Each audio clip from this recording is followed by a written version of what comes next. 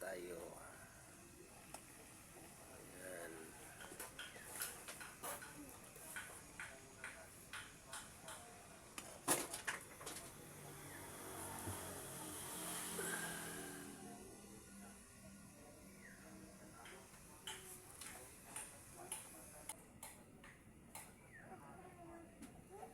Ayan po yung paksiw na ginataan.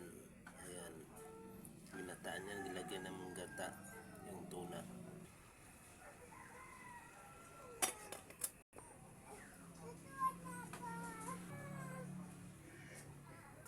Gakalat na yung mga dugyot sa gawa ng kambal.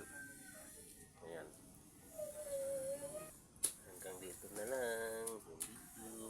Maraming salamat po.